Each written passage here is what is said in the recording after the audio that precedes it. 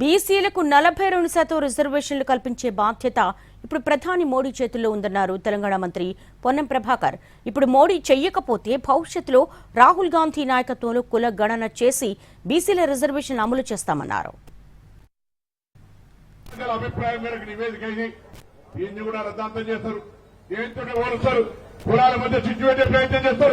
అందరికి జాగ్రత్త.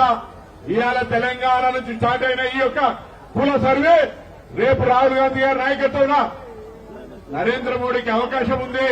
చేస్తే మంచిదే, చేయకపోతే రేపు రాహుల్ గాంధీ గారి నాయకత్వంలో ఈ దేశంలో కుల గణన జరిగి తీరుతుందని జాతీయ జనగణన హమ్ కరికెట్టికాయింగే అని లోక్సభలో గాండ్రించినటువంటి రాహుల్ గాంధీ గారి నాయకత్వంలో జరుగుతుందనే మాట మనం చేస్తాం.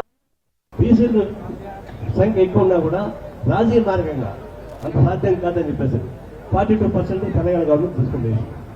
కాబట్టి అందరికీ రావాలని కాదు, ఇంటూ ఒక్కొక్క మించుకుంటూ పోవాలి. దీనికి సంబంధించిన రాజకీయ హక్కులు కావాలి. మీకు ఎంత ఇస్తాను కాదు, సంక్షేమ పథకాలు ఎంత ఇస్తాను కాదు, రాజకీయ హక్కులు కావాలా, పరిపాలన మాకు భాగస్వామ్యం కావాలని చెప్పేసి పాలన సాగిస్తాము. తప్పనిసరిగా జాతీయ స్థాయిలో కూడా దీన్ని సాధించేందుకు ఉపయోగ పద్ధతుల్లో కమ్యూనిస్ట్ పార్టీ మీతో ఉంటామని హామీ ఇస్తా.